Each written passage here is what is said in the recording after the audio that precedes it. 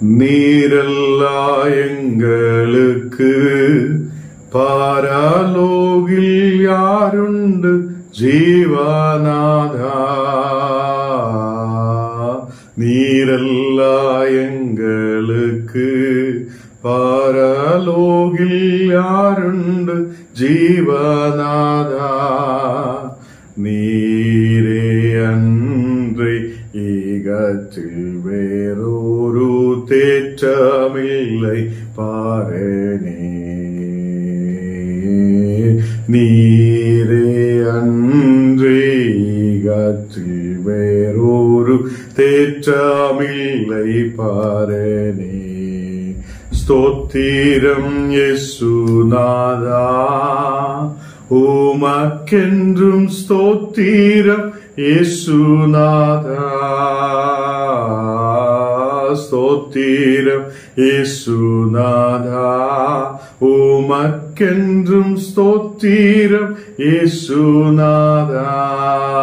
ஸ்தோத்திரம் செய்கின்றோ நின்னாடியார் திரு நாமத்தின் ஆதரவில். ஸ்தோத்திரம் செய்கின்றோம் நின்னாடியார் திரு நாமத்தின் ஆதரவில். நாம் ஜெபிக்கலாம். ஆண்டவரே, இந்த ராத்திரி வேளையில உம்முடைய பிரசன்னத்துக்கு நேராய் கடந்து வருகிறேன். ஆண்டவரே, நீர் எங்களை ஆசீர்வதிக்கிறவரும் எங்களோடு கூட இருக்கிறவருமாயிருக்கிறவைக்காக ஸ்தோத்திரம். ஆண்டவரே, இப்பொழுதே உம்முடைய தேவ பிரசன்னம் இந்த மக்களிடமே இறங்கி வருகிறவைக்காக ஸ்தோத்திரம். நீர் இல்லாத இந்த உலகத்தில் எங்களுக்கு வேற யாருமே இல்லை. ஆண்டவரே, நீர்தான் எங்களை வழி நடத்துதவர், நீர்தான் எங்களை சுமக்குதவராய், தோள்மேல் சுமக்குதவராய் எங்களோடு கூட இருக்கிறவைக்காக ஸ்தோத்திரம். இந்த நேரத்தில் அப்பா வந்திருக்கிற இந்த கூகுள் மீட்டில் வந்திருக்கிற ஓரோ மக்கள் மேல் உமது தேவ பிரசன்னம் இறங்கி வருகிறவைக்காக ஸ்தோத்திரம். நீர் ஆசீர்வதித்து பலப்படுத்தும். எல்லா கவலைகள் மாற்றப்படட்டும், எல்லா கண்ணீரான சூழ்நிலைகள் மாற்றப்படட்டும். ஆண்டவரே, இந்த மக்கள் ஆசீர்வாதத்தோட ஆயிருக்க நீர் கிருபை செய்யும். இப்பொழுதே உமது பிரசன்னம் ஓரோ மக்களையும் தொடுதகவைக்காக ஸ்தோத்திரம். அநேக கவலைகளோட, வியாதியோட, பலவீனதையோட ஆயிருக்கிற மக்களுக்காக ஜெபிக்கிறேன். எல்லா வியாதிகள் இயேசுவின் நாமத்தில் விட்டு மாறட்டும். ஒரு சௌக்கியம் உண்டாகட்டும். தேசத்தில் ஆசீர்வாதத்தோட ஆயிருக்கட்டும். எல்லா தடைகளில் இருந்து, எல்லா பிரச்சனைகளில் இருந்து, எல்லா கண்ணீரான சூழ்நிலைகளில் இருந்து இந்த மக்களை விடுவித்து ஆசீர்வதிக்கிறதற்காக ஸ்தோத்திரம். உமது பிரசன்னம் எங்கள் மேல் ஊற்றப்படுதகவைக்காக ஸ்தோத்திரம். நாங்கள் வசனங்கள் தியானிக்கும் போது, உம்முடைய வார்த்தைகளை கேட்கும் போது நீர் எங்களோடு பேசும். இயேசுவின் நாமத்தில் தரவிதாவே, ஆமேன், ஆமேன். கர்த்தர் நம்மை ஆசீர்வதித்து பலப்படுத்துவார்.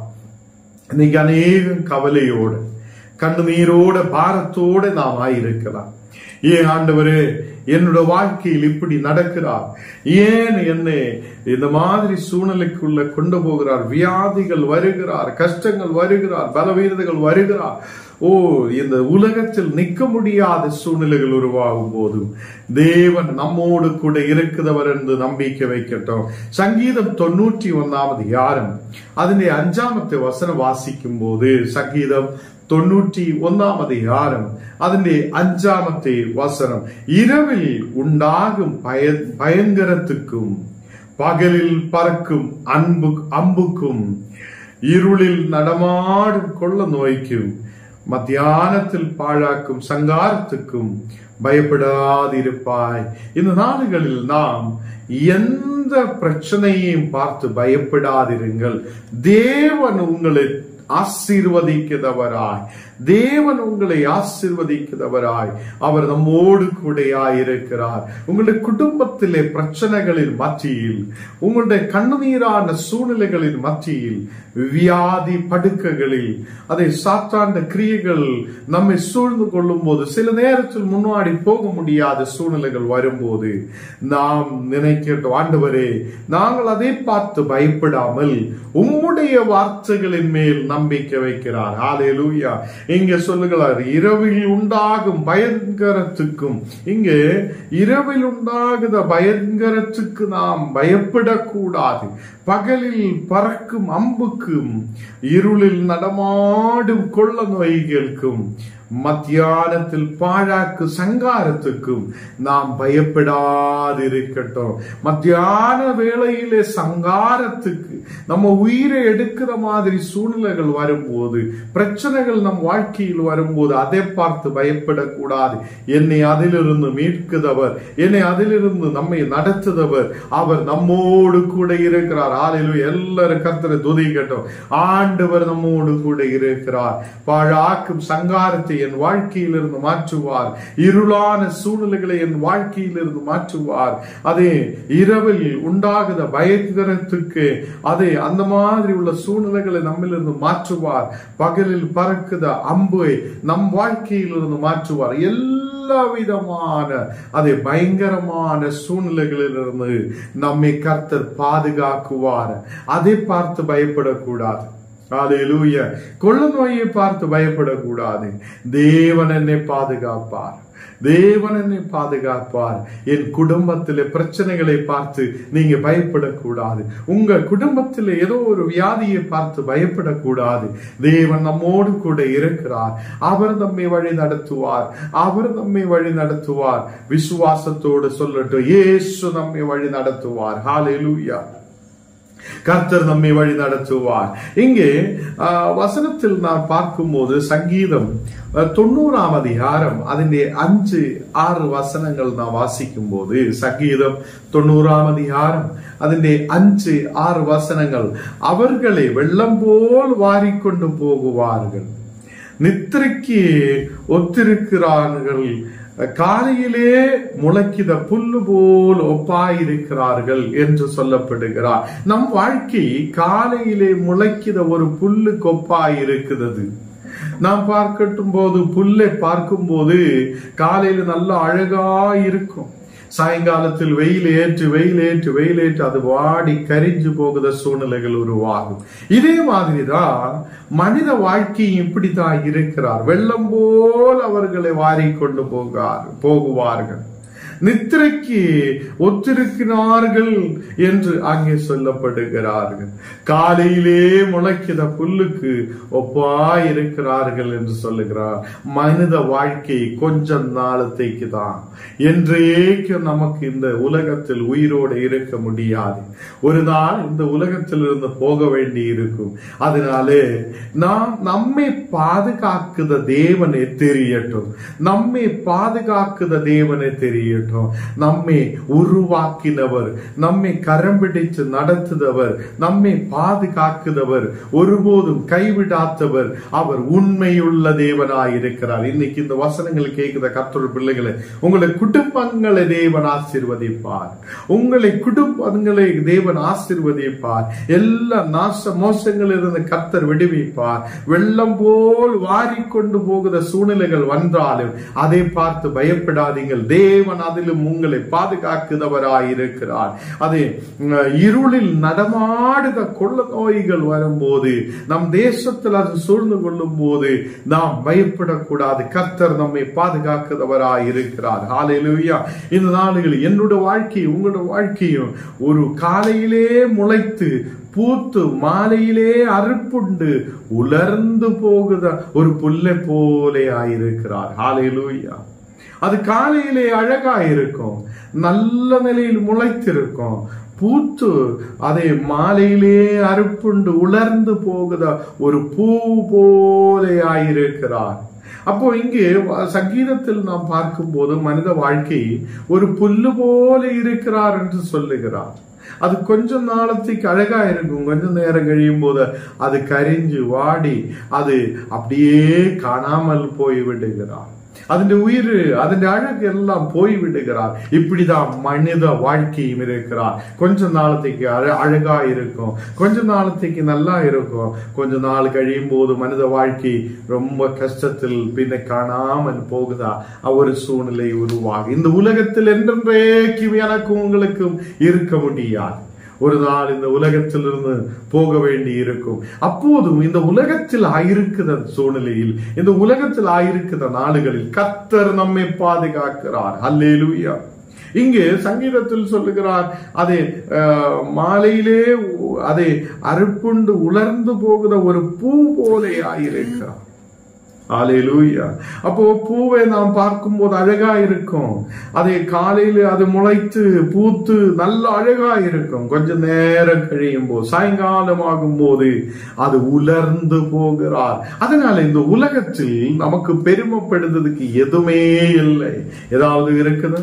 இந்த உலகத்தில் நமக்கு எடுத்து சொல்றதுக்காக எதுவுமே இல்லை. கர்த்தருடைய அன்பு அது பெரிதா இருக்கிறார். கர்த்தருடைய பாதுகாப்பு அது பெரிதா இருக்கிறார். அவருடைய பாதுகாப்பினாலே நமக்கு முன்பாக போக முடியும். அதுதான் நாம் இன்னைக்கு பாடி கேட்ட அந்த பாடலில் சொல்லுகிறார், நீரல்லாதே எங்களுக்கு பரலோகில் யாரு உண்டு ஜீவனாதா. அப்போ அவர் அல்லாதே நமக்கு யாருமே இல்லை. அவர்தான் இந்த உலகத்தில் நம்மை பாதுகாக்கிறவராயிருக்கிறார். சங்கீதம் 145 1ஆம் அதிகாரத்தில் சொல்லுகிறார், என் ராஜாவாகிய என் தேவனே, உம்மை உயர்த்தி உம்முடைய நாமத்தை எப்போதும் என்றென்றைக்கும் ஸ்தோத்திரிப்பேன். இந்த நாடுகளில் அதை உலகத்தில் ஏதோ ஒரு பொருளை நாம் உயர்த்துவதற்கு பதிலா நாம் என்றென்றைக்கும் நம்முடைய ராஜாவாகிய தேவனை உயர்த்தட்டும். நமக்கு ஜீவனை கொடுக்குதா நம்முடைய தேவனை நாம் உயர்த்தட்டும். அவருடைய நாமத்தை எப்போது துதிக்கட்டும். அவருடைய நாமத்தை என்றென்றைக்கு ஸ்தோத்தரிக்கட்டும். ஹல்லேலூயா. அவர் உயர்ந்தவர், உன்னதர், அற்புதத்தை செய்தவர், வாக்கு மாறாத தேவன். உன் குடும்பத்திலும் பெரிய காரியத்தை செய்ய, உன் வேலைகளில் பெரிய காரியத்தை செய்ய, உன்னுடைய தேவைகளில் அவர் தேவைகளை சந்திச்சு வழி நடத்த அவர் உண்மையுள்ள தேவனாயிருக்கிறார். ஹல்லேலூயா. அப்போ இந்த உலகத்தில் ஏதோ ஒரு கொள்ள நோயை பார்த்து பயப்படக்கூடாது. இந்த உலகத்தில் ஏதோ பயங்கரத்தை பார்த்து பயப்படக்கூடாது. பகலில் பறக்கும் அம்பை பார்த்து நம்ம பயப்படக்கூடாது. இருளில் நடமாடும் அந்த கொள்ள நோயையோ மத்தியானத்திலே சங்காரத்தையோ நாம் பார்த்து பயப்படக்கூடாது. நம்மை உருவாக்கியவனாய தேவனை, நம்மை பாதுகாக்குதவனாய தேவனை நாம் அறியட்டும், அவரை புரியட்டும், அவரை நாம் பயப்படட்டும். ஹல்லேலூயா. இங்க சங்கீதக்காரன் 145:1 சொல்லியது போல நாம் அவரை என்றென்றைக்கு எப்போது துதிக்கிறவராய் மாற்றப்படட்டும். இன்னைக்கு நாம் சொல்லுவோம், ஆராதனைக்கு கடந்து போக முடியாது. இன்னைக்கு நம்ம சொல்லுவோம், ஆராதனைகளுக்கு எப்படி நாங்க போகும், எவ்வளவு தூரம் நம்ம போகும் என்னெல்லாம் யோசிக்கும். இந்த நேரத்தில் நம்ம சொல்லணும், ஆண்டவரே ஒரு வாஞ்சை எனக்கு கொடுங்க. தேவனுடைய நாமத்தில் எல்லா இடத்துல கடந்து செல்ல, தேவனுடைய நாமத்தில் எல்லா இடத்துல கடந்து செல்ல, தேவனுடைய சாட்சியாய் நிற்க ஒரு அவசரம் கொடுங்க, ஒரு கிருபையை கொடுங்க, ஒரு வரதானத்தை கொடுங்க என்று சொல்லி நம்ம கேட்கட்டும். அவர் உங்களை நிரப்புவார், அவர் உங்களை நடத்துவார். நாம் எங்க வேணாலும் கர்த்தருக்காக எழும்பி ஓடப்பட, கர்த்தருக்காக எழும்பி நிற்கப்பட, தேவனுக்காக ஓடப்பட கர்த்தர் நமக்கு கிருபை செய்வார். ஹல்லேலூயா. இந்த நாளில் நமக்கு தெரியும், ஒரு பெரிய கொள்ள நோய் வரும்போது உலகத்தில் இருக்கிற மக்களை வெள்ளம் போல் வாரிக்கொண்டு போகிறார். அநேக மக்கள் இந்த உலகத்தில் இறந்து போகிறார். அநேகர் இந்த உலகத்தில் அதை வாழ முடியாத சூழ்நிலையில் இருக்கிறார். அப்போது நம்மை பாதுகாத்து இவ்வளவு நாள் நடத்தி இல்லையா, அவர் நம்மை நடத்திய தேவனாயிருக்கிறார், பாதுகாத்த தேவனாயிருக்கிறார். நாம் புல்லு போல முளைத்து சாயங்காலம் அது காணாமல் போகுத ஒரு புல்லு கொப்பாய் நாம் ஆயிருக்கும் போதும் கர்த்தர் நமக்கு கனத்தை கொடுத்திருக்கிறார். கர்த்தர் நமக்கு அபிஷேகத்தை கொடுத்திருக்கிறார். கர்த்தர் நமக்கு வல்லமையை கொடுத்திருக்கிறார். தெய்வீக கிருபையை கொடுத்திருக்கிறார். எதுக்கென்றால் நாம் அவருக்காக எழும்பி நிற்க வேண்டும். கர்த்தர் உன்னையும் உன்னுடைய குடும்பத்தையும் ஆசீர்வதிப்பார். உன்னுடைய குடும்பத்தை கர்த்தருக்காக பயன்படுத்த தேவன் கிருபை செய்வார். உன்னோட ஆரோக்கியத்தை, உன்னோட பலத்தை, உன்னோட கிருபைகளை தேவனுக்காக கொடுக்கட்டும். ஹல்லேலூயா. உனக்கு கர்த்தர் கொடுத்திருக்கிறதா எல்லா ஆயுசு முழுவது தேவனுக்காக கர்த்தரை துதிக்க, அவருடைய நாமத்தை உயர்த்த, அவர் என்றென்றைக்கு ஸ்தோத்தரிக்க கர்த்தர் நமக்கு கிருபை செய்வார். ஹல்லேலூயா. எத்தனை பேர் நம்பிக்கை வைக்கிறார்? ஆண்டவரே, நான் உமக்காக வாழ்வேன், உமக்காக வாழ்வேன். இந்த உலகத்தில் ஏதோ பார்த்து பயப்படுதவராய் அல்ல, உலகத்தில் ஏதோ ஒரு பிரச்சனையை பார்த்து பயப்படுதவராய் அல்ல. உன்னோட குடும்பத்தையும் கணவனையும் பிள்ளைகளையும் உன்னோட குடும்பத்தில் மக்களையும் ஆசீர்வதிக்க, உன்னோட குடும்பத்தில் தகப்பனை தாயை தொட கர்த்தர் தொட அவர் வல்லமையுள்ள தேவனாய் இருக்கிறார். இந்த நேரத்தில் நாம் ஜெபிக்கட்டும், எல்லாரும் வல்லமையோட ஜெபிக்கட்டும். கர்த்தர் நம் வாழ்க்கையில் பெரிய காரியத்தை செய்தவராய் இருக்கிறார். ஆண்டவரே, நாங்கள் ஒப்பு கொடுக்கிறேன், உமக்காக வாழுவேன், நாங்கள் என்றென்றைக்கு உம்மை ஸ்தோத்தரிப்பேன், என்றென்றைக்கு உம்மை அதேமே உம்முடைய வார்த்தைகளை கேட்பேன், உம்மை ஆராதிப்பேன் என்று சொல்லட்டும். ஹல்லேலூயா. கர்த்தரை ஆராதிக்கும் போது உன் குடும்பத்தில் ஒரு சமாதானத்தை தேவன் கொடுக்கிறார். தேவனுடைய வார்த்தைகளை கேட்கும் போது உன்னுடைய ஆவிக்குரிய வாழ்க்கைகளை தேவன் முன்னாடி கொண்டு போகிறார். ஆண்டவரே, இன்னைக்கு வந்திருக்கிற எல்லா மக்கள் மேல் விசேஷமான ஒரு வல்லமையை ஊற்றப்படட்டும், விசேஷமான ஒரு கிருபை ஊற்றப்படட்டும். தேவனே, இந்த மக்கள் ஆசீர்வாதத்தோடு இருக்க கிருபை செய்யும். உம்முடைய பிரசன்னம் ஓரோ மக்கள் மேல் ஊற்றப்படுதவைக்காக ஸ்தோத்திரம். ஒரு வல்லமை இறங்கட்டும், தெய்வீக பிரசன்னம் இறங்கட்டும். நீங்க ஆயிருக்கிற இடத்தில் கர்த்தர் உங்களை தொடுகிறார். தெய்வீக வல்லமை போல் இறங்குகிறார். ஒரு அபிஷேகம் இறங்குகிறார். கண்ணீரோடு இனி என்ன செய்ய வேண்டும் ஆண்டவரே, நாங்கள் இனி எப்படி முன்னாடி போகும் அந்த கேள்வியோடு இருக்கிற சிஸ்டருக்கு கர்த்தர் போல் தொடுகிறார். உன்னுடைய குடும்பத்தின் மேல் ஒரு விடுதலை தேவன் அனுப்புகிறார். ஹல்லேலூயா. உன்னுடைய ஹிருதயத்தை தேவன் அறியுகிறார்.